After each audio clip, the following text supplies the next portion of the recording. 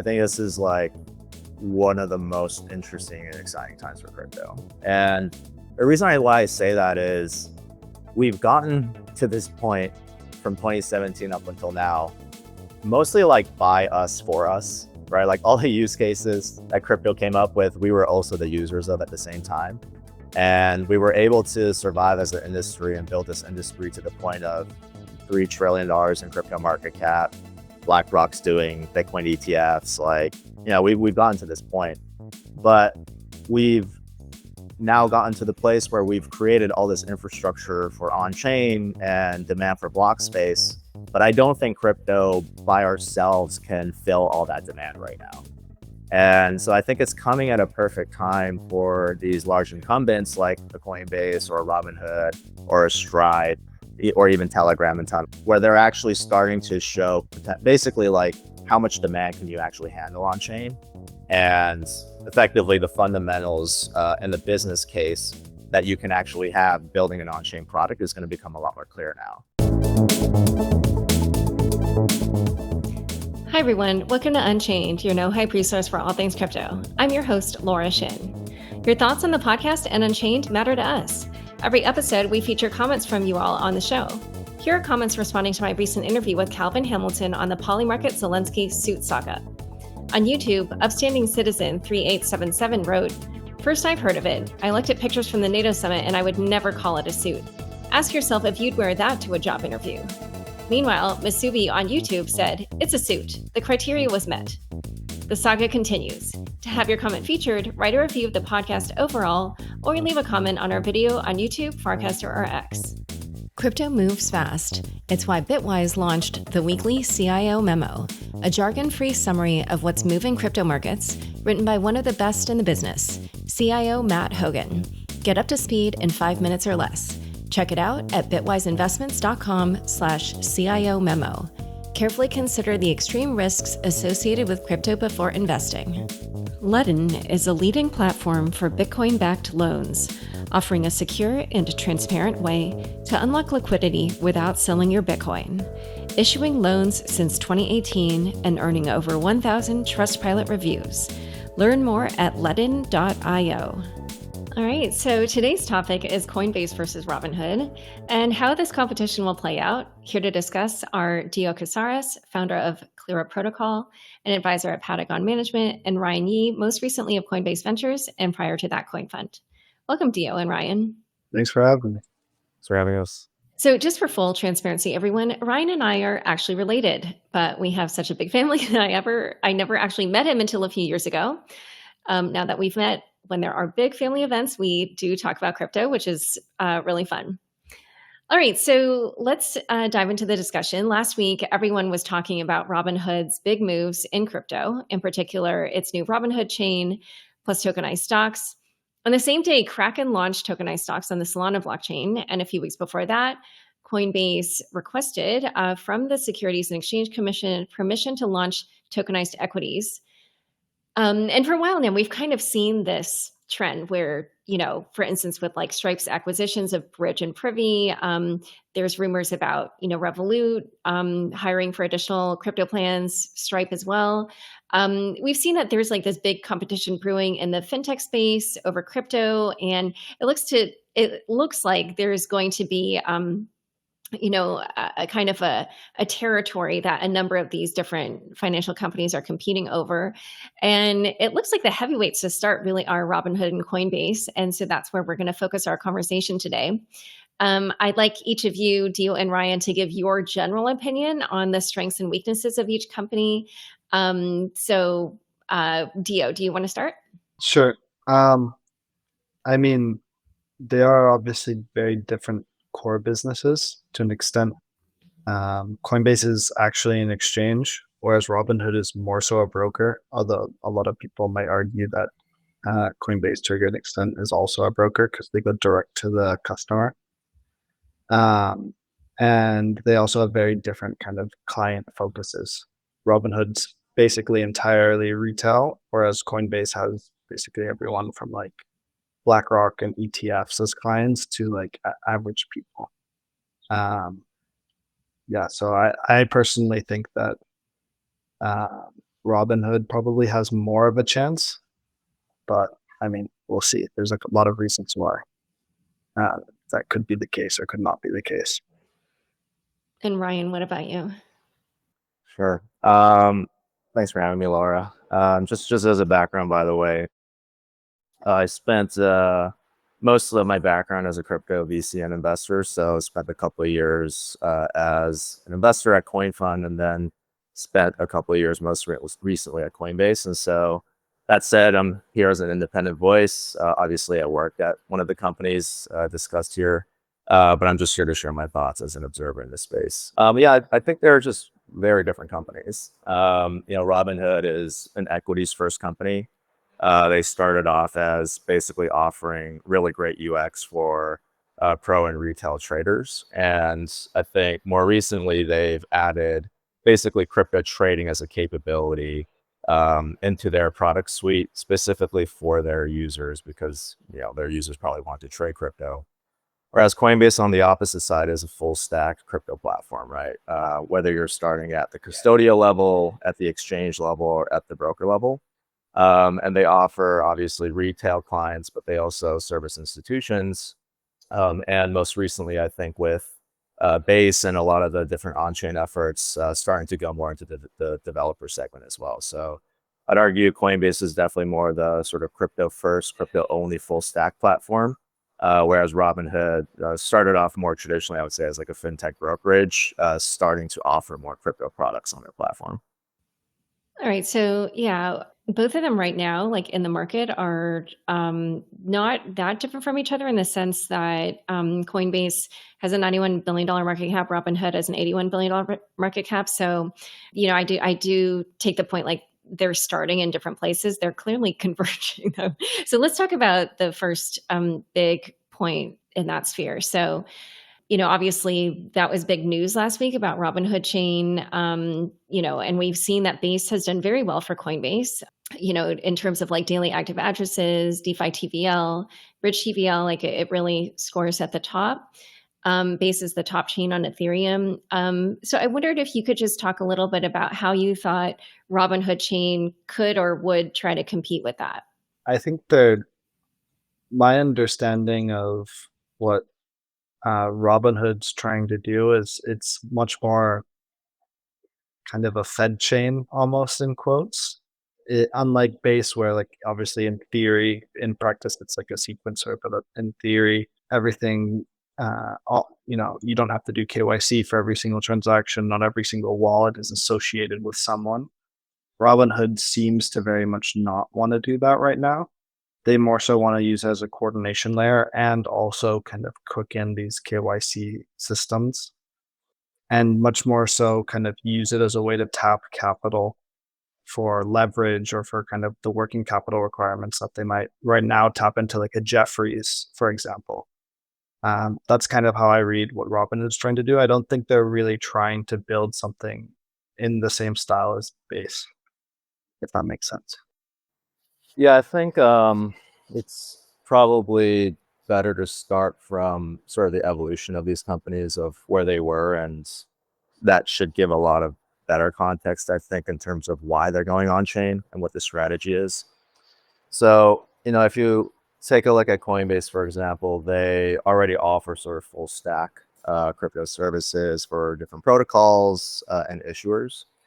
And, if you think about where Base comes in, is it's really a way for them to have a developer product, right? So people coming in to build crypto applications, issuing tokens on Base, interacting with the different users on Base.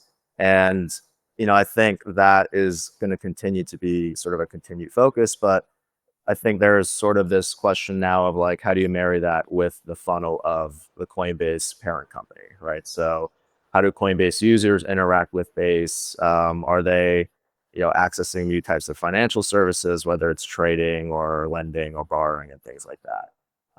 But I do kind of see these as almost like two different products, and eventually kind of trying to merge them into a cohesive platform, which eventually should, benefit a lot of things for the product portfolio.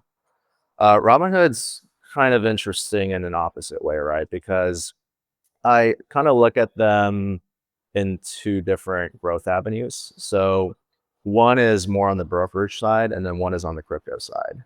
So let me maybe start with the crypto side. It's been interesting kind of seeing Robinhood grow on the crypto angle, because I do remember kind of, I think it was like a year and a half or maybe 2 years ago even, they started to experiment with very basic trading pairs, right? So Bitcoin only or ETH only. And I don't think they actually owned any of the technology or the stack themselves. But over time, they've been actually investing more and more into those things. So, they've built their own custody systems. They started to invest in wallets, and they were, I think, routing a lot of liquidity to third-party brokers, like a Zero Hash or somebody like that, mainly on the US side. And what's changed over time is that they're just adding more and more capabilities to really sort of own that entire crypto stack over time. And so, they acquired Bitstamp, which should give them sort of the European side of crypto liquidity. But I wouldn't be surprised if Bitstamp's US entity would also basically start powering some of their US liquidity on the Robinhood crypto side. And so it's honestly been really impressive to see sort of how well Robinhood understands really owning and building out the different stacks of owning that crypto experience. And so I think that'll just continue as is. What's been cool to see though with this new announcement is this expanding the sort of brokerage or traditional equity brokerage side of the business, or is this expanding the crypto side of the business? And my read of it is I actually think it's a way for them to actually grow more of the brokerage side of the business. And so Robinhood actually doesn't offer all of the products that they offer in the US. They don't actually offer that in Europe right now. And this is actually a way for them to start offering things like equities and stock tokens and stock derivative tokens into Europe through this sort of on-chain effort, right? So, if you watch the presentation that the Robinhood team did at the conference last week, it was very clear that this was going to be a European-only product, at least to start, due to regulation. And so I do think there is some aspect of them being able to sort of expand internationally as one of the reasons why they did this. And by doing it through crypto and doing it on chain, it's basically a way for them to almost leapfrog or maybe use a different sort of financial infrastructure to effectively go into a new geography in a smarter way. That's such a good point. I don't know why I didn't realize that, but yeah, I totally see that. Anyway, keep going. Yeah, and so I think eventually, once there is, a better sense of how the U.S. regulatory climate is going to treat these things, I'm sure they'll start to turn that on as well. And ultimately, I think the goal here really for them is how can they actually sort of grow the amount of stocks effectively under their custody, right? Or how do they basically grow the flow that their brokerage is actually channeling for these different tokens? So, for example, today they can do the traditional thing where they grow Robinhood in different areas and built on sort of the Web2 rails. But once you actually have your own chain and you're actually issuing these tokens, you can actually access users that you probably would never have had access to. And that kind of creates this demand over time for people that want to buy stock tokens, right? Whether that's your typical DeFi user, whether that's a crypto user that just wants to access those things. But ultimately, what that does is it increases, obviously, the TVL of how many stock tokens are being issued on that chain. But conversely, what that actually leads to is just more and more activity on the brokerage side, on the broker dealer side for Robinhood to actually have those flows. And so I think it's kind of this way in which they're obviously going the geographic route, but they're using sort of the crypto economy and the crypto user base to actually grow the amount of business that they can have on the brokerage side and increasing like the number of users that they can actually touch. And so that seems to me kind of like the phase one, maybe, of like where Robinhood is trying to go with their Robinhood chain. Huh. Yeah, that makes sense. It's like a way of, yeah, growing their customer base, both geographically, but also just by offering new products that aren't really accessible. Um, One other thing, though, is so do you feel, I mean, I know they didn't make announcements about like when they would move to the US, but when they are kind of in the US or competing more directly with Coinbase, like how do you view that competition? Or I don't even know if you view it as a competition between those two companies. Yeah, I mean, I guess like if we had to be like compare these companies apples to apples, it's a bit hard because the way that they share their numbers is obviously like at the parent company level. But the way that I view that is ultimately what you have to really compare is the Coinbase retail platform and Robinhood's retail platform in terms of offering crypto products, right? So I think if I did some like number digging right now, and I think right now if you just had to compare sort of the revenue of sort of an apples to apples, and this is obviously going to be a little bit of a rough estimate, but I think Robinhood is still maybe like 15% or maybe 20% of the total revenue of a Coinbase if you're just comparing sort of transacting and trading to each other, and this is across 2024 and Q1 of 2025. But what's been interesting though is that that number has been going up and their share of volume has been going up, which kind of points to signs that Robinhood does see a area of growth for them, specifically on the crypto trading side of things. And so I expect them to start to get to not like full parity, but trying to effectively offer the same amount of products that Coinbase already offers to retail. So trading on all the different pairs, I saw that they announced staking. I saw they announced perps, at least on the European side. So I expect there to be a lot of sort of overlap in terms of the actual crypto offerings that they're trying to offer. Okay. Yeah. Well, so at this moment, you were saying like they won't compete head to head with Base. But like in the future, and this question is for both of you, like, do you feel like they would try to do that? And if so, like, how do you see that playing out? Or like, what do you think would be a smart way for Robinhood to try to compete with Base because it is at the moment the leader? I kind of agree with Ryan in the sense that like right now, if you want to invest in, the largest single stock market in the world, which is the US stock market in Europe, you have to go through EDRs, which are European depository receipts, which are basically, you can almost think of them as like wrapped tokens, but worse in TradFi. Like you can only trade them. You can only trade them at whatever local exchange they have, and it's split up between all the local exchanges by country. Right? You have got like the French stock exchange, the German stock exchange. The UK is no longer a player in the EU, but they also have their own stock exchange. And so it's like strictly worse, probably from a liquidity standpoint, and also from a compliance and regulatory standpoint. I don't think necessarily like, I think if you're a farmer, obviously I have like a stake in like a kind of yield protocol, and we do some stuff on Base. I don't think we're going to do anything on Robinhood anytime soon, unless they're like at some point, to the point previously, if like they allow people to get leverage against Robinhood or other stocks, they like open that up via the chain.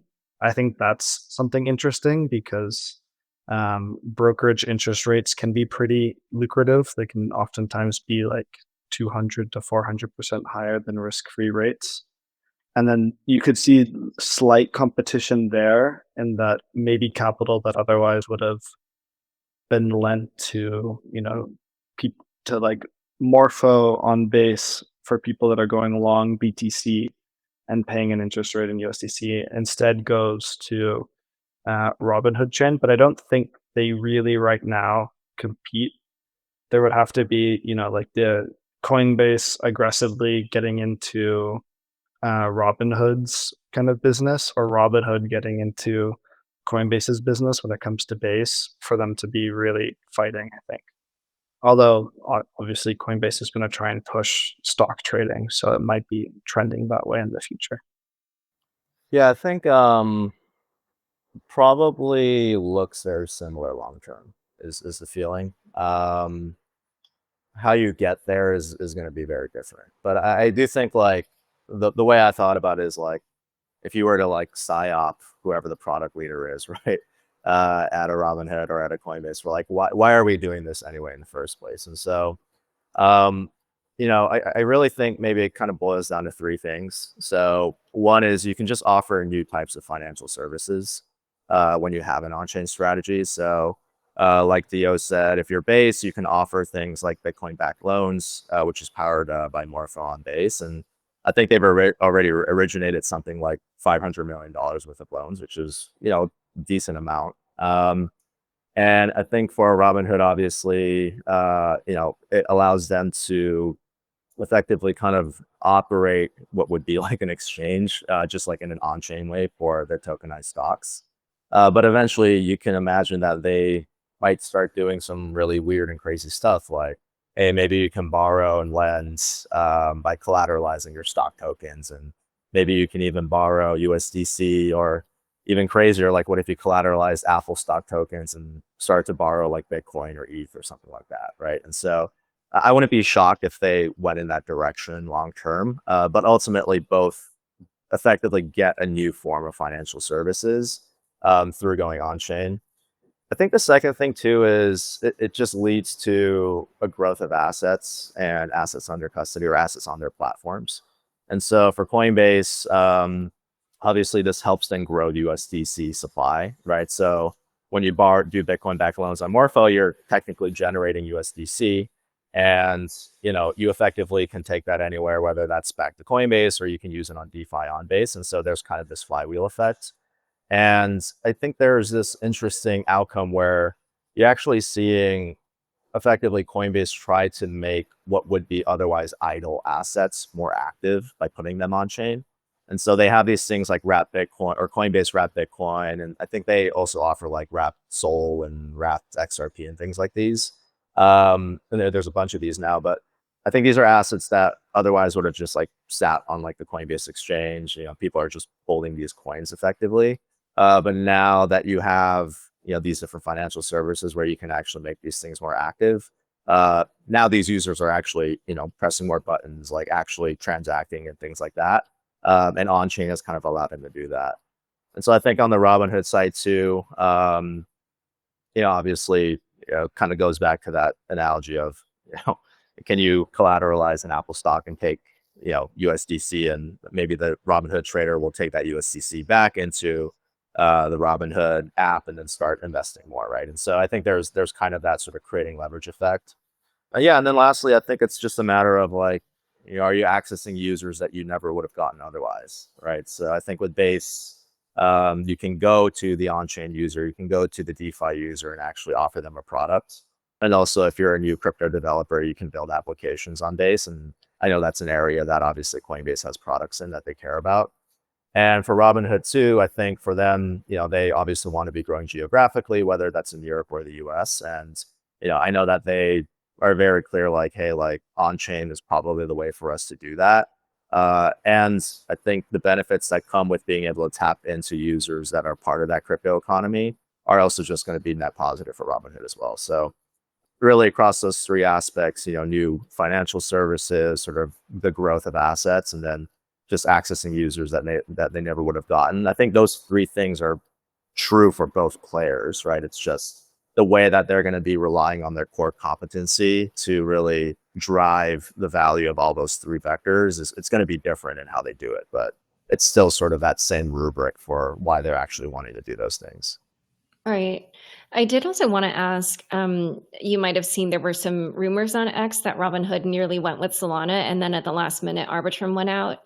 And, I feel like we saw with the last cycle that, kind of the center of activity really was on Solana. And then Base ended up kind of getting a lot of sort of, hopefully they don't view this as a pejorative, but like copy activity, it's like meme coins were, all the rage on Solana, and then they went to Base. And, there was just like a lot of stuff where you would see it, like the AI agent trend, like, you would see them spring up on Solana, and then, a similar activity would spring up on Base.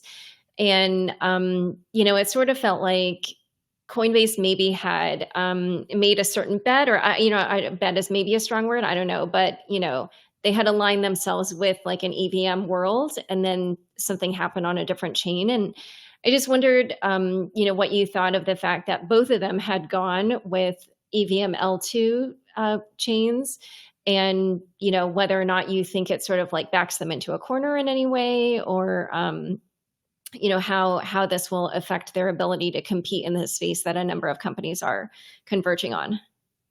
I mean, I think probably an aspect of it is like, and both sides will probably hate this because it doesn't really fit nicely into their narratives. But initially, when Base decided to work with the OP stack, it basically won. The OP stack won because OP gave Coinbase an absurd amount of OP tokens in order to use that stack, which probably made the like chain development costs net positive somehow, which is pretty crazy, or like net negative in the sense that like it didn't cost them any money. And I think Robinhood probably won. Probably they definitely did run a competition. Arbitrum definitely paid something for this. I'm not convinced that they would have not.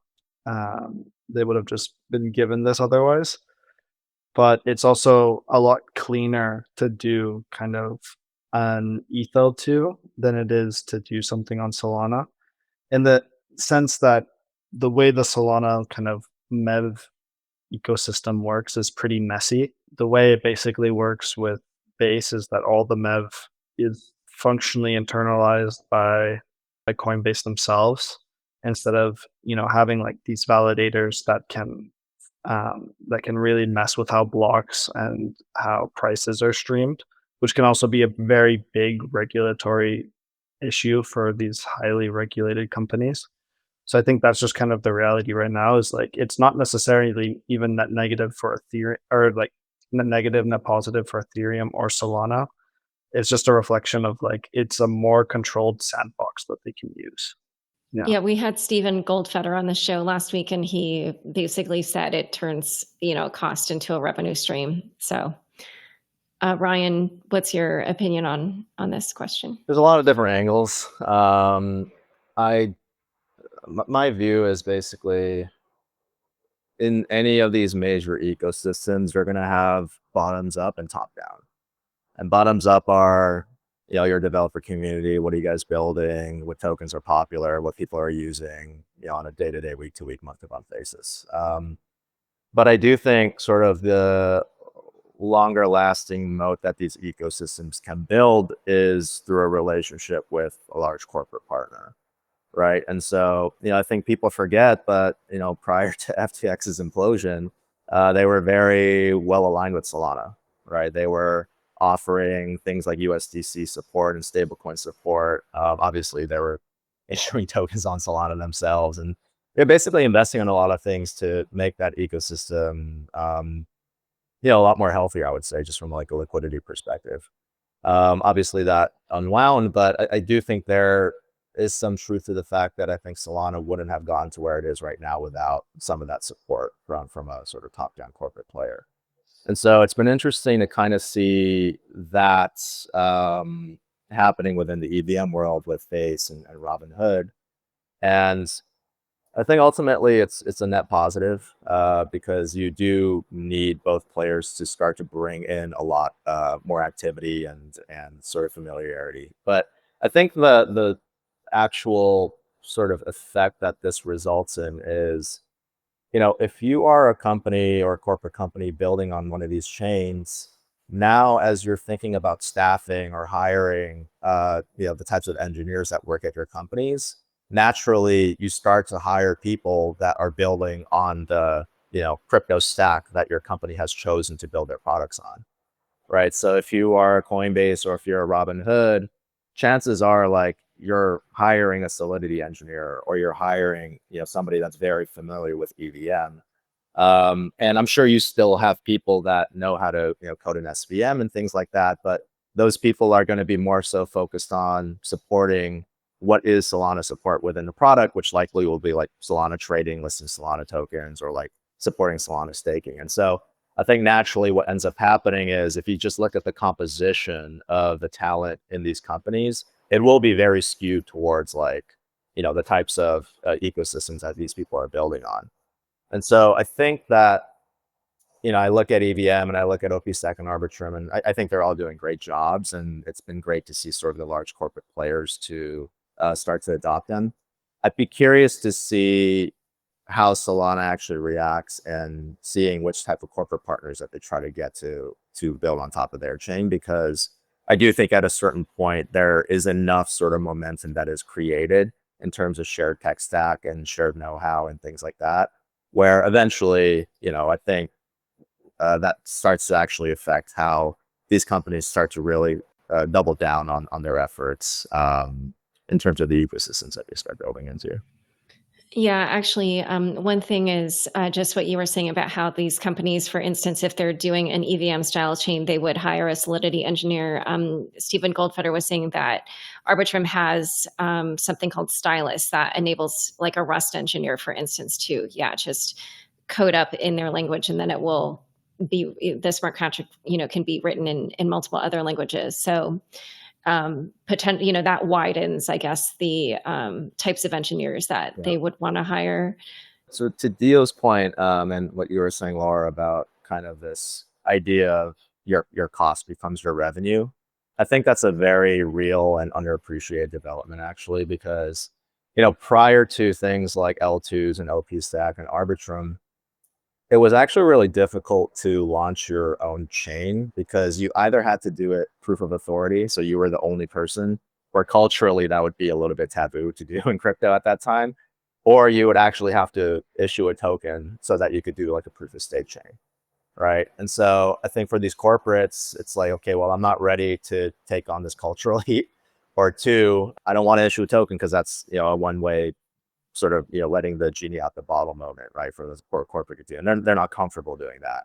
But I think what happened when these L2 technologies came out is that it effectively allowed these companies to actually have best of both worlds, right? They could issue their own chain and they could kind of market it as sufficiently decentralized, but they could effectively monetize it like a software product, right? So I think Base earns some amount of like 7 or 8 figures worth of sequencer revenue. I would expect, Robinhood obviously to make some of that as well. And so I'd be curious to see how sort of Solana offers this sort of basically similar type of product requirement for a corporate that wants to basically build on Solana. And I think it's possible, by the way. I don't think it's impossible, but that is definitely something that is really underappreciated, that the L2 technologies actually allow for these corporate partners. Yeah. So in a moment, we will talk about some other parts of the Robinhood announcement last week. But first, we'll take a quick word from our sponsors. Hi, I'm Matt Hogan, CIO of crypto asset manager Bitwise. Look, crypto can be confusing. There's so much noise and the space changes so quickly. That's why, every week, I write a 5-minute memo on the biggest stories impacting crypto, in plain English. Why is Bitcoin up or down? What are people missing? Where should investors look next? Get the lowdown every week. Sign up to get the weekly CIO memo delivered straight to your inbox. Go to bitwiseinvestments.com/CIO memo. That's bitwiseinvestments.com/CIO memo. Carefully consider the extreme risks associated with crypto before investing. Wish you could access cash without selling your Bitcoin? Ledn makes that possible. The global leader in Bitcoin-backed lending, Ledn has issued over $9 billion in loans since 2018 and never lost a single Satoshi of client assets. Why is a Ledn loan different? With custodied loans, collateral is not lent out to generate interest. No credit checks, funds in less than 12 hours, no monthly payments. Repay whenever you want, with 0 penalties. And proof of reserves reports, verified by a top accounting firm, are published every 6 months. Ledn gives Bitcoin holders a secure, transparent way to unlock liquidity without selling. Learn more at ledn.io. That's LEDN.io. Here's some more comments sounding off on a recent episode. Our recent show was a doubleheader, also featuring Stephen Goldfeder of Offchain Labs to discuss Robinhood's surprise launch of a Layer 2 on the Arbitrum tech stack. On X, DeFi Banked wrote, Robinhood choosing Arbitrum over Solana wasn't a strategic flex. It was a wet safety blanket. Let's be honest, this decision screams fear of innovation, not a bold leap forward.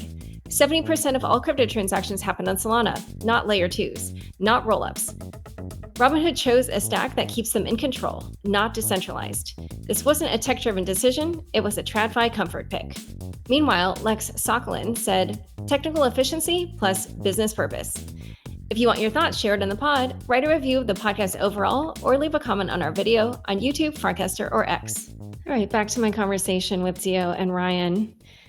So the other two bits, I mean, so we talked about this a little bit, at various points in the conversation, but obviously there's the tokenized stocks bit from Robinhood. As we said, they're only launching in Europe just to start with OpenAI and SpaceX. Robinhood also announced that it's going to be launching perpetual futures, again, only in Europe. And that is a very popular crypto trading product. There was a recent guest on our crypto and macro show, Bits and Bips, Thomas of Jito Labs, who spent 22 years at Jane Street before recently joining Jito. And he said he thinks that perps will eat the world. And then meanwhile, in just 2 weeks, Coinbase is going to be getting into the perps game. Obviously, they had acquired Deribit, and they'll be launching with perps with Bitcoin and Ether on July 21st. And last bit is that, of course, for the tokenized equities, Coinbase, as I mentioned earlier in the show, has requested permission from the SEC to also do tokenized stocks. So I wondered if you could talk about how you thought these two companies would compete in these arenas. I think it's interesting because in the case of, obviously, kind of Coinbase has been pointing to this for a while. They're coming at it from an infrastructure side. They have obviously Coinbase International, which also doesn't do a crazy amount of volume, but actually has a decent amount of OI. I think it's more than half a billion in open interest. They're now going to try and kind of move that into the US. I think they're going to face a couple issues. One is that their kind of institutional client base already has a derivatives product that they're familiar with, which is the CME, right? They can trade BTC via the CME. They can trade that via their broker. It's more familiar. I don't think that a lot of these trading firms, unless there's like obviously a market making opportunity, are going to be using something that's not CME. CME also de facto has the backing of the US government. In 1987, when there was a massive derivatives crash, the US government basically came in and said, derivatives markets will not go bankrupt. That's not how the US market works. Whereas like it's honestly unclear if Coinbase were to start its own product, if the US government would do that, especially say in like a democratic administration. So I think that's something interesting on the institutional side. On the more retail side, I don't think Robinhood is on their side is going to build their own infrastructure, although I might be wrong. Initially with prediction markets, they worked with Interactive Brokers, and now they're working with Kalshi. I actually think it's very likely that either an Interactive Brokers or a Kalshi ends up building a perps or perps-like product, because also technically the Coinbase perps product in the US isn't like traditional perps. I think it's likely that that's kind of how they're going to get it set up. As far as I understand, yeah, their setup, it's like a 5-year expiry. So they made it different from like how it would be overseas. But yeah, I mean, they basically, instead of like making it monthly, they like made it so that the premium would be, the time frame would be so long that the premium would basically be baked into the price, which makes sense. I mean, without perps being directly legal, it's like the closest you can get. Yeah, and I'm sorry, I interrupted just to explain that point, but I don't know if you had anything else you wanted to add. Yeah, on the derivative side as well, it's also an interesting thing to think about that like Robinhood has been doing derivatives for well over half a decade. They at one point did almost a double-digit percentage of like retail options volume in the US.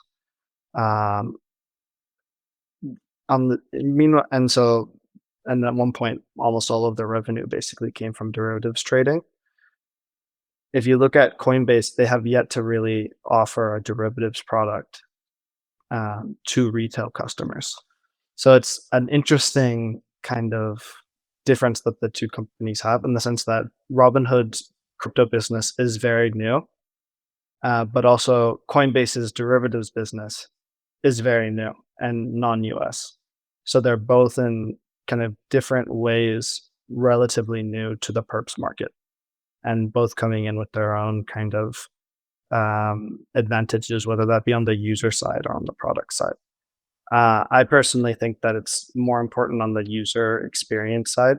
So I think like Robinhood will probably take a lot of this market share just because it's where people that are already taking on outsized aggressive risks on leverage kind of are, if that makes sense. It's where the Wall Street bets guys are. But I don't think that means that Coinbase won't have market share. Yeah, I'm not as knowledgeable about this area, to be completely honest. I think Dio's much more on the pulse here. The only thing I'll note is that I think perps is an extremely competitive market. I think you had obviously Binance was the king of this area, and then Bybit came along, took some market share, and now obviously Hyperliquid is the sort of big on-chain elephant in the room, and so I think there will just continue to be competition, but it's been interesting to kind of see now these big players like Robinhood and Coinbase start to offer something, and we'll actually see kind of how competition shakes out. At the same time, though, I do think perps is a very sort of prosumer product, right? It's kind of in between what I would call like your typical sort of consumer that just like trades spot, and then the other sort of bigger institutions that maybe are a bit lower risk. Like there's this weird sort of gray area in between, and I'm not exactly sure how many users it is, but it's a ton of volume and a ton of sort of business to be had. And so my feeling is that because perps is effectively a leveraged product, there probably isn't a ton of traders. There's maybe I don't know, less than 10,000, but these 10,000 traders are trading billions, right? And so sort of how do you kind of actually go and be specific about which traders can you then convert onto your platform is going to be, a very sort of ROI exercise of how do you actually win that war. So I'm very positive to see how things are going to go. And also the big unknown is we've never really seen US perps go live for US users. And, one thing I know is perps can be very addictive and popular as a product. And so I'm very keen to see kind of how that product is actually going to work out in the US market. Yeah. I mean, this is something, this is super anecdotal, but Bobby Lee, who, is a very like OG crypto person who, I don't even know what he's up to now, but many, many years ago, he came on the show and he's of Chinese descent, and I don't know exactly where he was born, but that part doesn't matter so much. I think grew up in Africa, and then I definitely know he went to college in the US because he and I were in the same class at Stanford. And then he went to China and was doing like entrepreneurial things there, and then started this exchange called BTCC. But yeah, back in the day when he came on the show, he was just talking about like the differences in culture around trading between Asia and the US. It was so interesting. He was just saying like day trading is just like a part of what people do in China. And he was just saying like, yeah, like everybody, they come home from work and they just start trading stuff. And that's, I mean, I'm not saying that it doesn't happen in the US. It does, but like the percentage of people who are doing that kind of thing is, probably a lot lower just from the way he was describing it. It's more of a kind of conservative, like, like index investing or, whatever in the US. So that's, just when you say you would be interested to see how the launch in the US goes, like that's another thing that I'm also wondering about for that reason. But I do also think it's like generational. Like I think, this Gen Z, demo that Robinhood is going after is like, I think they're different. And basically, we saw that with the GameStop saga and everything. So before we get to all that, this is kind of like the perfect segue, because it does feel like, just super broad strokes that, Robinhood is like more focused specifically on the trader-ish segment. And then like Coinbase has a ton of other stuff, which we will get to later. That's more B2B. But, it looks like they are just moving in the direction of more consumer type things and offering more to traders. And obviously we've seen that with Base, like that product has performed really well for them. But in, let's see, 9 days' time, they're hosting an event being billed as Base's Next Chapter. And the invite for it hints that it will offer a new way to create and a new social network. Perhaps Ryan knows what this is and maybe can talk about it. I don't know. But I just wondered, like, even if I think about things like the whole James Wynn saga and Hyperliquid and just like this mashup of it feels like, kind of social plus trading, like just the fact that they say that this Basis Next Chapter includes something like a new social network, like, I'd be curious to hear, what you think they should do, or like what this space is going to look like and how they could compete with Robinhood. Maybe Robinhood isn't quite quote unquote social yet, but it has that sort of gamified experience. So, Dio, maybe you can start. It is kind of interesting that Robinhood and kind of Wall Street Bets and some of these other forums are kind of inextricably linked, but it's obviously not necessarily within Robinhood's control either, right? It's on Reddit, it's on these other platforms. I do think that like they also, the way they have done their design is like super, like, to my knowledge, I don't use Coinbase a lot. Coinbase compliance tends to be after me for whatever reason. So like asking, for proof that I got paid allowance as a child and for a signed and dated form to show that. But on Robinhood, they have a lot of things that are gamified in the design. That's like perfect for you to post, like your P&L. Like there's all these famous P&L or like portfolio P&L screenshots of them being in the negative, which is not supposed to happen. I.e., like you're negative $200,000.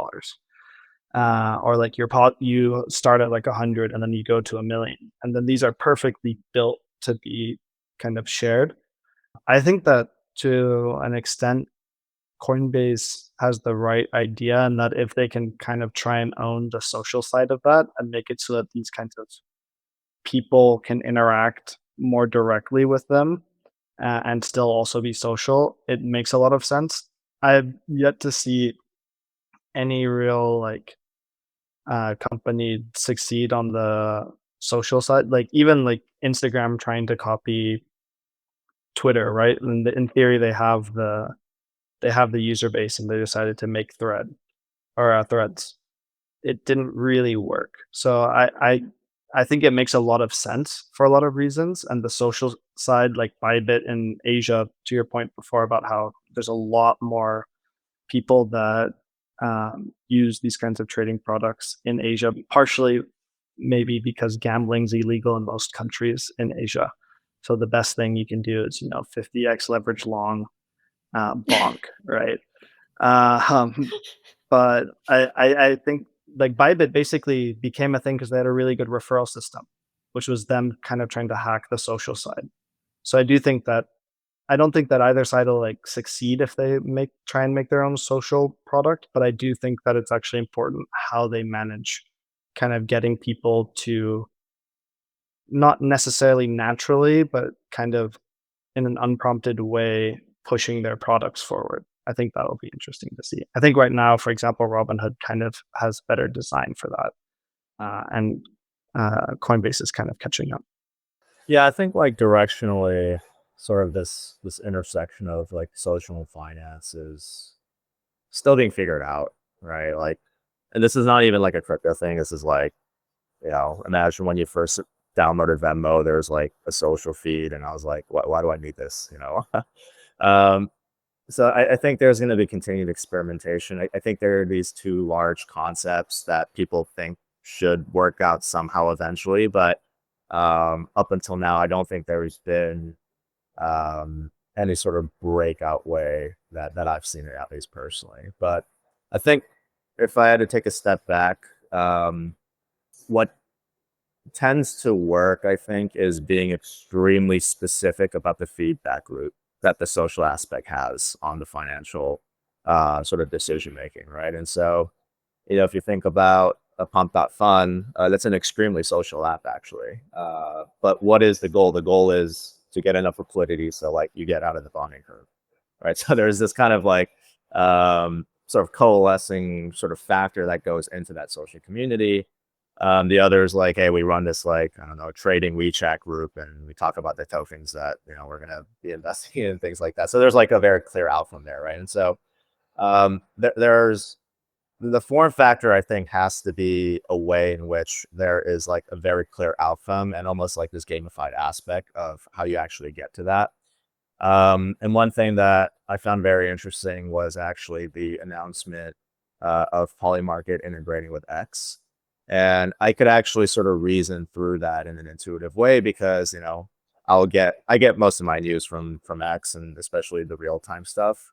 Now imagine you can actually sort of bet on the market that that news is related to, right? So, some world event happens, and there's basically a direct button under that, tweet or X posts where you can then like, bet on that thing, right? And so, there's going to be continued experimentation. My view is that whether it's in sort of the traditional world or whether it's in crypto world, it could probably come from either side, to be honest. But my feeling is it probably will be powered by crypto rails, just because of the sort of the feedback loop that is required in their technology and infrastructure for, seamless settlement and looking at past history and, creating more rich data around those things.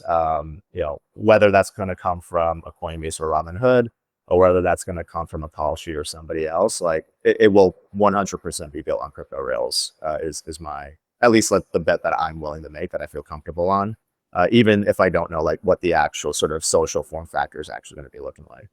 Yeah, this is one area where, Robinhood already does have event contracts, and Coinbase actually hasn't announced anything related to that. So it's kind of interesting. I actually don't know, Orion, maybe you know. I don't know if there's like some regulatory reason for why that would be, or either of you.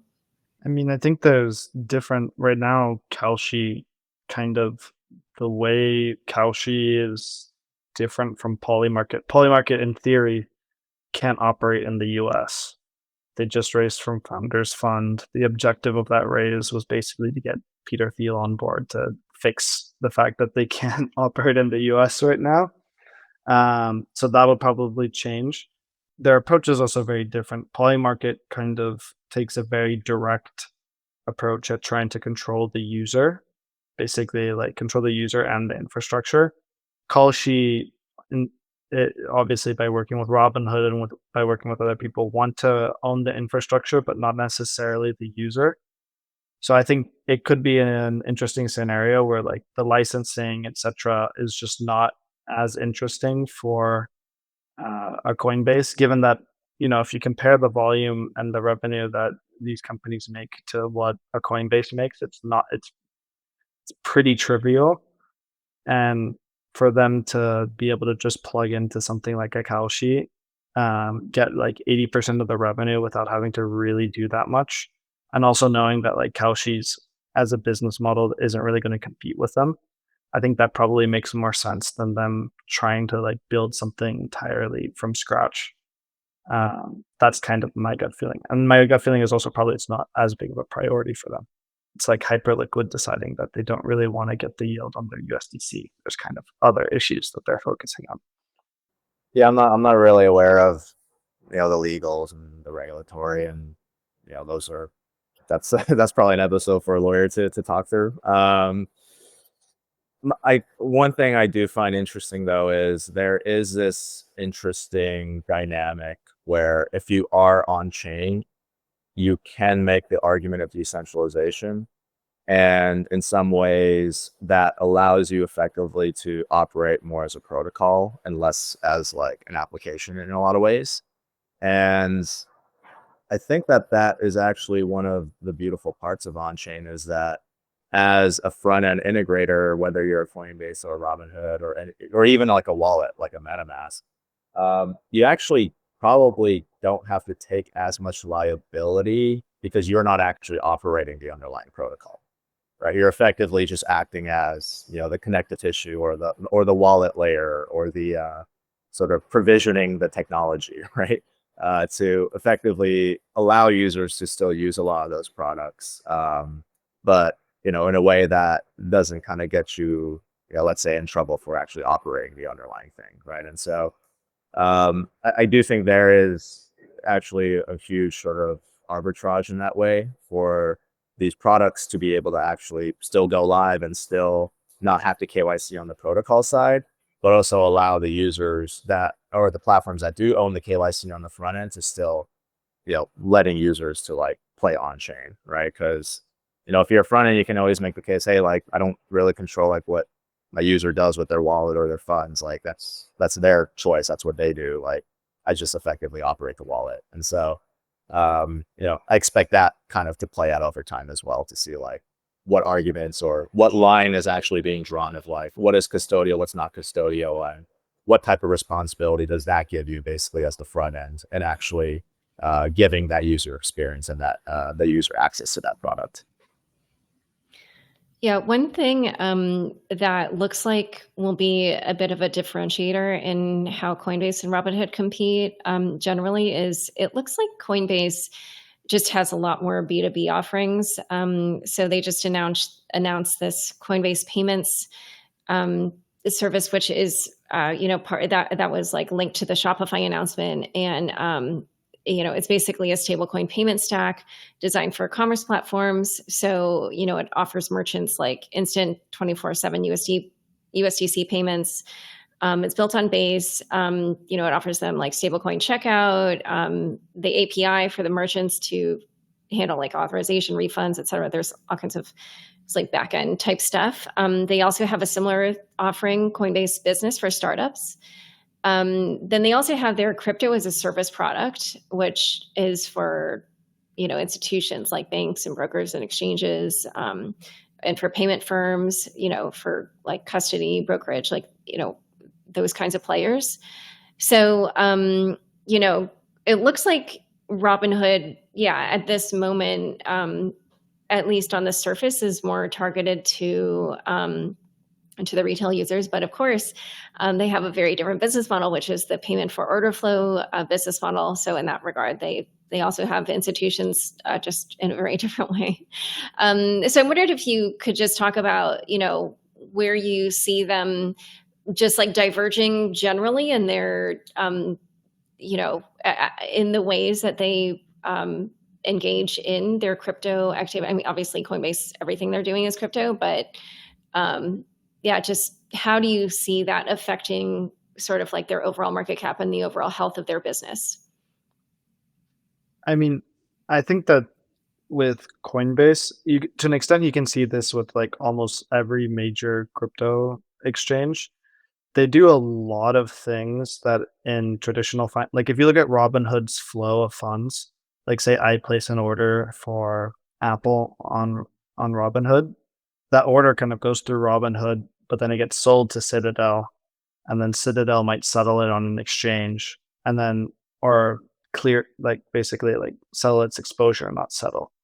And then the actual clearing of that exchange is then another company. So there's like 5 companies involved. Whereas with Coinbase right now, you interact with Coinbase on the user-facing side. The exchange is Coinbase. The execution side might be helped by Coinbase has an execution kind of desk built in when they bought Tagomi. My gut feeling is that probably that can either be a benefit or a really big curse. You can either be like something like Amazon or Google that does all of these things pretty well, or you can be AOL, where you do a lot of things decent enough but not well. And I think right now, at least when it comes to the derivative side, it's going to be very hard to compete with losing kind of your clients to CME and these kind of established industry behemoths. But when it comes to spot trading, it's probably a lot more likely that kind of Coinbase holds on to that kind of basically monopoly in the US. On the Circle side, it makes a bunch of sense for them to push payments because, and I should probably say, I have some Circle exposure that I bought pre-IPO that I'm still locked into for like 6 months. But I think it makes a lot of sense. The contract probably is going to run out relatively soon. Coinbase doesn't want to lose out on almost $500 million in revenue that they get right now by that contract being renegotiated. So they want to kind of push Circle as much as they can. Also, they have a significant share of Circle stock. So I kind of think that's the kind of position they're in. They either have to. I think they're probably gonna. It would be very strategic for them to shed a bunch of the businesses that probably they're not going to do as well in, and just focus on the ones that do well. Because in the meantime, if you look at Robinhood, basically everything that they do really well. When trading kind of went down, they went really hard into savings, and suddenly savings was like 30% of their revenue, basically overnight. And I think they're now trying to basically do the same thing by expanding pretty aggressively into crypto and crypto derivatives. Yeah, I think if I had to kind of summarize at a high level, ultimately, I think Robinhood is very much in the business of crypto is trading. And I think Coinbase's view is a little bit more broader than that of, hey, crypto can become a lot of different things, and whatever it becomes will be a piece of that effectively, right? And so I think that's really sort of the sand in the road, or sorry, the line in the road, at least if you had to like kind of categorize the two. But really, at the end of the day, I think they're both really driven by very similar things. Because if you're a player like a Coinbase or a Robinhood, there's really only two businesses that you're running. You're either in the business of flows or you're in the business of tokenization. Right. So if you're in the business of flows, for somebody like a Coinbase, like the KPI that I use, for example, is how much crypto assets do you actually have on your platform? And I believe Coinbase, the last report number was something like 300 billion, something like that. That's like 10% of all crypto market cap, which is a crazy number, right? Just think about that for a second. Whereas Robinhood, I don't think they really release these numbers, but if you kind of prorate the amount of volume and stuff that they have, this is probably, I don't know, probably like 10x less than Coinbase, I would guesstimate. And so you kind of have to ask yourself, okay, like in the business of flows, like how do you kind of create this continuous growth cycle so that you are still within that position? And just like three things I would mention there is like, okay, so for one, Bitcoin, right? Coinbase owns a lot of Bitcoin through the Zappo acquisition. Through the Bitcoin ETFs, I think they basically custody like 8 of the top 10. That's just continuous flow of Bitcoin that'll continue to go into Coinbase. On the Ethereum side, Coinbase is obviously a huge staker of Ethereum, and Base is now basically sucking all the liquidity on Ethereum onto their own platform. So that's also a positive aspect.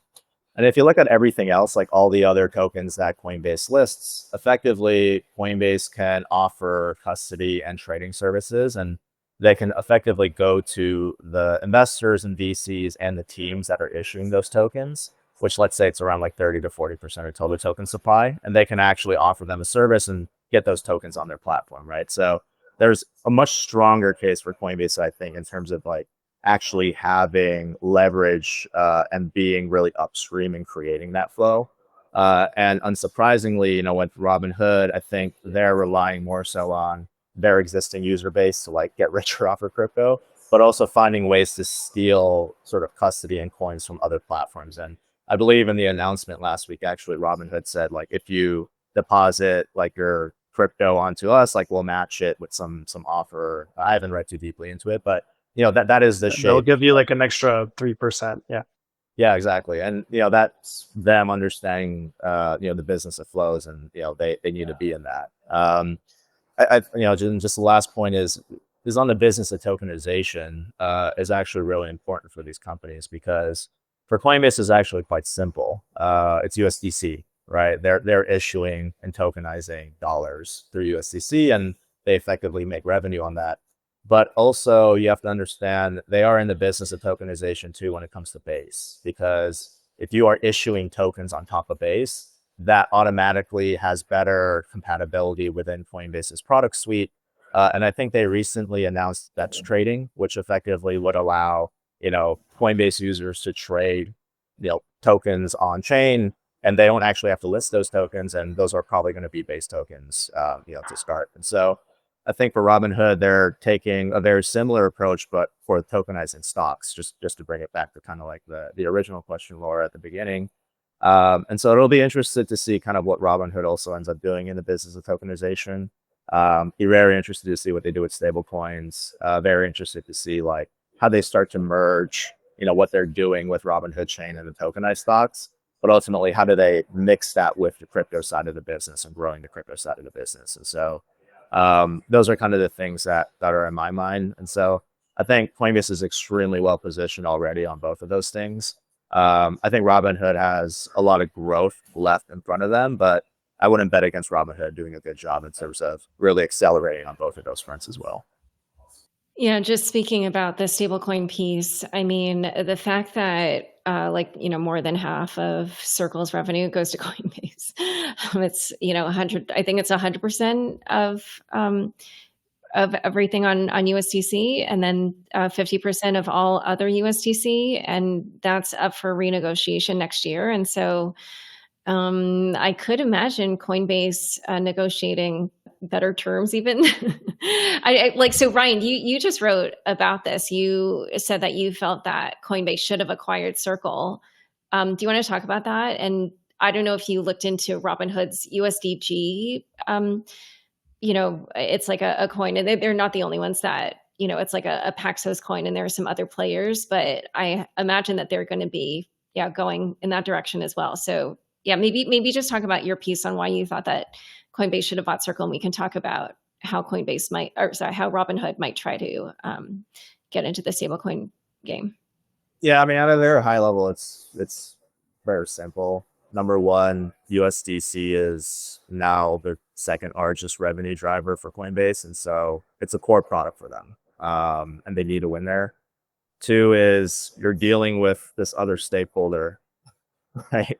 And it's just annoying, right? Like you don't own product strategy, you don't own roadmap. I'm sure there's a lot of detail things I'm not privy to, but it's just annoying when there's this extremely important product for you and you have to deal with somebody else that like you have to work with and always negotiate with and things like that. And then lastly, my feeling is I think most of the growth in USDC so far, especially recently and probably going forward, is likely going to be driven by Coinbase. And so every sort of BD deal you do or every resource that you put into growing USDC, you effectively are nerfed by only getting half of the ROI on it, right? And so I think for all these reasons, it makes sense for this to, just be folded under one umbrella. But obviously now Circle is, public and they're very, their stocks up like crazy. And so, it's just a question of like, how you would actually sort of execute a deal like that. I'm not really sure. I'm not privy to those conversations, but just conceptually, if you think about it, it's something that should probably be more in-house. And my view is also just regulatorily speaking, if Coinbase is the JP Morgan, let's say, of crypto, and USDC does become almost this like enshrined regulated product, almost like in a banking product sense, that's something you need to own 100%. And my view is USDC, when it's all said and done, let's say in like 10, 15, 20 years, it probably still will continue to be like a top 3 stablecoin. And basically buying the rights to that now is very cheap versus like 10 to 20 years later. And so, knowing that Robinhood is also trying to get in the stablecoin game. So the other players that have backed this USDG, the global dollar, is they're Kraken and MasterCard are some of the others. And it's going to start, I think as of last week, it started trading in the European Union. But, I don't know if you have thoughts on, how Robinhood or USDG should try to compete. I guess really what it would be like stablecoin revenues for themselves, but basically it would have to be that they also have to, push USDG to wider usage and more competitiveness with USDC. I don't know if either of you have thoughts on that. Yeah. So just based on everything I've said about Coinbase and Circle, the TLDR is consortiums are very hard. They're extremely, extremely hard. And it's like a relationship. It's like there's always one person doing more of the work and the other person doing less of the work. And how do you sort of program a way in which you're sharing value and cost structure in a way that is actually sort of forward looking and also, backwards looking as well at the same time? It's very, very hard. And so I look at the partners in that thing and I'm like, yeah, sure. Like these are probably all the right partners to have, but when push comes to shove, let's say in like a year or 2 years time, it'll be very clear like who did more of the work and who did less of the work. And the people that did more of the work feel like, wait, we should have more of this. And the people that did less of the work probably feel like, wait, like, why aren't we doing as good of a job? Like, and then obviously things get tense and negotiations happen. So my view of this is that I think it's probably a foot in the door for these players to start to actually understand like how to understand stablecoins as a product within their own growth roadmaps, because they're probably not extremely clear on that yet. But there will be a point in time when it does become very clear to them, at least from a product or business perspective. And then at that point, I would expect maybe some of these players to just break off and like issue their own stable coins and things like that. And so, yeah, I'd be very curious. At least the thing that I'm waiting for is how Stripe is actually going to approach this, as effectively a B2B player where, they're in a position to effectively issue stable coins for all their clients. And I think that'll actually be a very important data point for how we can understand like how players can play nice with each other, or how issuers actually just become single issuers over time. And I'm sure a lot of them are also just waiting and seeing how things are going to pan out. Yeah, it's really a thing for Coinbase. So I know you no longer work at Coinbase, but if you did still work at Coinbase, what would you be concerned about when it comes to Stripe? I do think that there is this question of how valuable is a B2B product to be on chain. And I think my view of most crypto startups is I don't think there's a lot of juice to squeeze on that side, just offering sort of B2B services for like crypto companies. Because there's, in my opinion, there's too few of them that actually like make a ton of money. And as a result, there's not enough like B2B or SaaS fees that they can actually turn on to make it meaningfully relevant, right? At least like at a very huge outcome. I think what's been interesting with Stripe is that they don't have to service crypto companies, right? They're just servicing the companies that they've already been servicing. This just becomes more of an efficiency play for them, and also a revenue unlock opportunity for them. And so it becomes very interesting because for the first time, you can actually throw crypto as a growth lever on an existing distribution base, versus I think maybe the converse is trying to sell a product to, a segment of the market that is still kind of proving itself out. And so I'd be very curious to see how a lot of this activation happens over the next, let's say 6 to 12 months. And I also want to just see like how much on-chain activity that this actually ends up translating to. And there's a very real chance, let's say that, let's say Stripe turns it on for 20% of their clients, and it turns out that that amount is like GMV and volume and stable coins is like nothing that we've ever even seen before in crypto yet, right? And so I'm very excited actually to see what Stripe does. And I think it'll be a huge domino effect actually for the rest of fintech, as well as effects on Coinbase and Robinhood and all the other companies. Yeah, I don't know if you guys saw that company Airwallex, where the CEO Jack Zhang, I think his name was dismissing stablecoins, and then a bunch of crypto people responded to him explaining what the use is for them. And then yesterday, I saw on Twitter somebody posted that they have a job opening now for a stablecoin engineer. Anyway, so I last question that I just wanted to ask. So you referenced, or one of you referenced this very briefly, where now the DEX tokens on Base will be automatically available for trading on Coinbase. And I'm sure you're very well aware, like even at this moment in time, Robinhood has a much more limited list of crypto tokens that you can access on the platform. And I just wondered, kind of on that score, like how do you think they should try to compete with Coinbase? Do you think it doesn't matter? Do you think, like, for instance, just the fact that they have more of a trading culture and they'll make up for it in volume, or what are your thoughts on that? I think that the Robinhood guys are pretty impressive in that they're very, very obsessive over product and like basically trying to control everything that they can to make sure that the user experience is really good. At one point, there was talk that Robinhood was going to launch a chain and that anyone was going to be able to trade via Robinhood on this chain. And it wasn't clear if that was like in a wallet kind of sense or directly via the app, but that was kind of what was intoned. I think that they probably saw that at the end of the day, users don't necessarily care for semantics or even the truth, right? It doesn't matter that like bald on base isn't actually run by Brian Armstrong. If token go down or token get rugged, user, monkey sad. And the only person to really yell at is not like a non-dev, but it's, Brian Armstrong. It's Coinbase or it's Robinhood in this case. I have a feeling that the Robinhood guys, since their chain is like set up in such an aggressive way, kind of it is literally a Fed chain. Everything's tied to like a real person, real address. Everything's permissioned.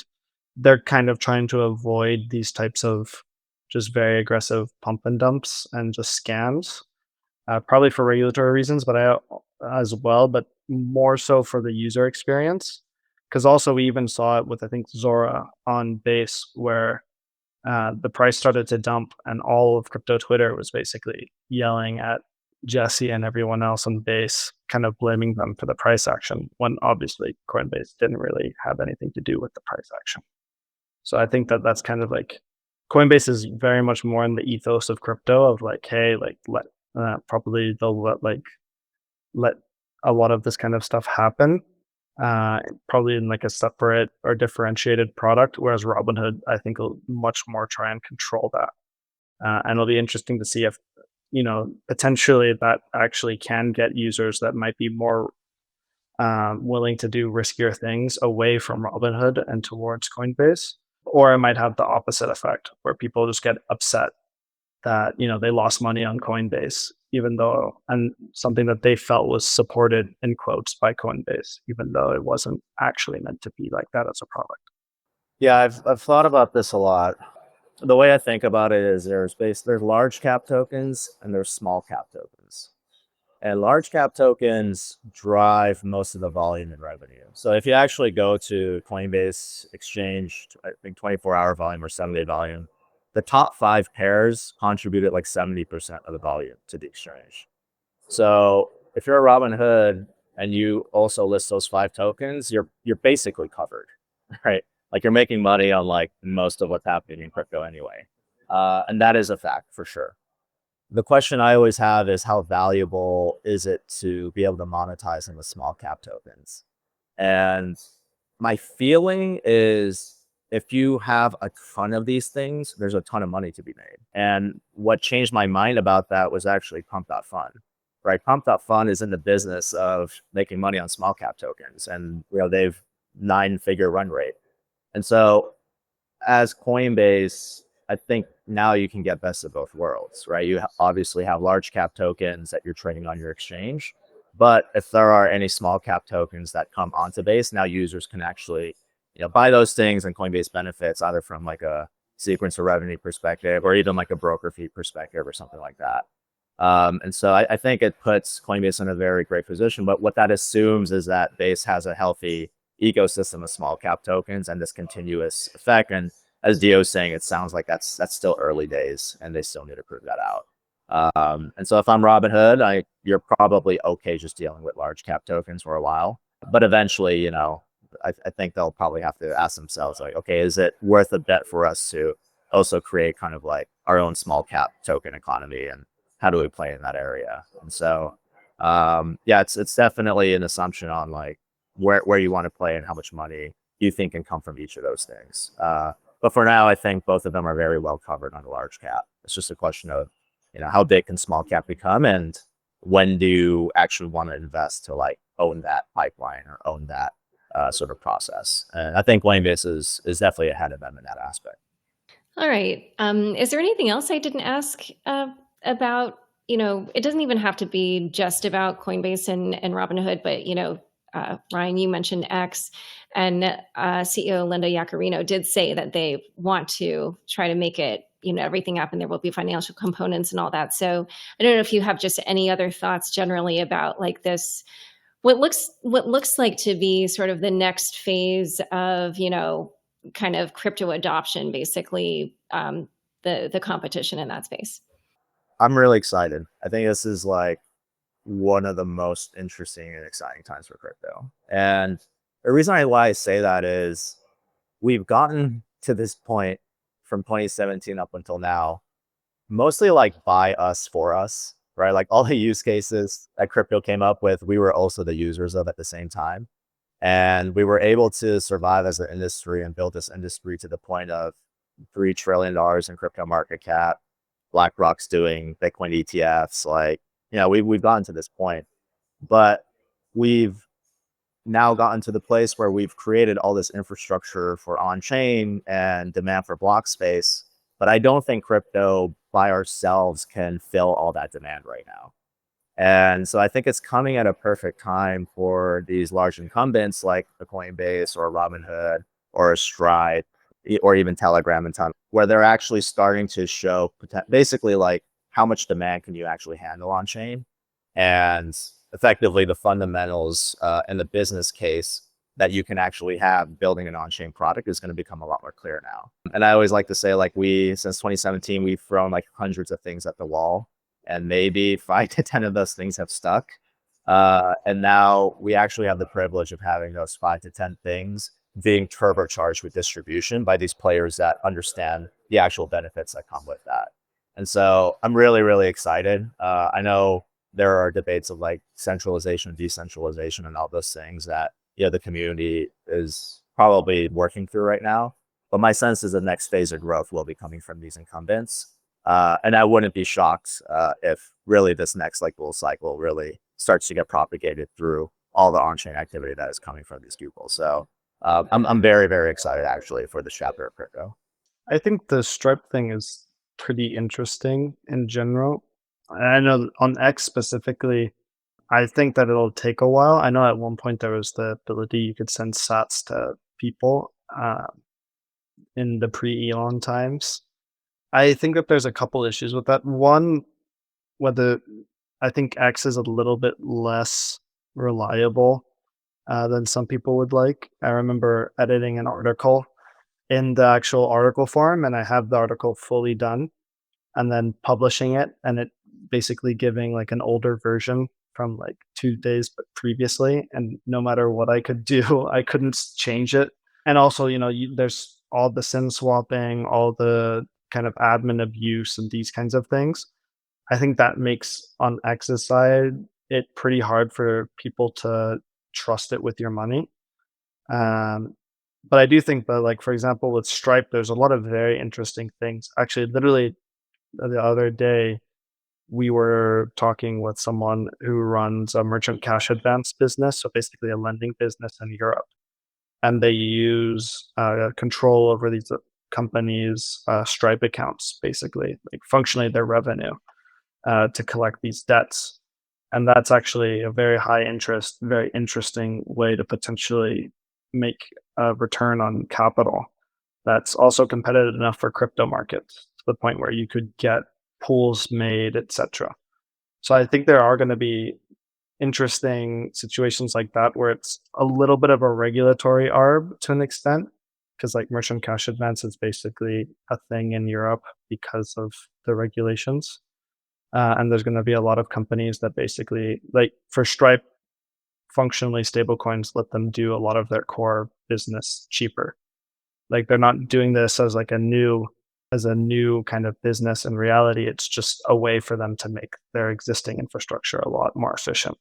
And I think you're going to see a lot more companies doing that. Like Starbucks is also basically a bank to an extent because of all the rewards cards that go unused. You could probably see that in the back end turned into a stable coin or something like that. I think that would make a lot of sense for a lot of companies. Yeah, and clearly they're very crypto forward because they've done already like a bunch of different things like with NFTs and stuff. All right, well, it's been such a pleasure having you both on Unchained. Where can people learn more about each of you and your work? Yeah, I mean, I'm on Twitter at Diogenes Casares. I basically post everything there. So if you want to follow anything, I write very long articles.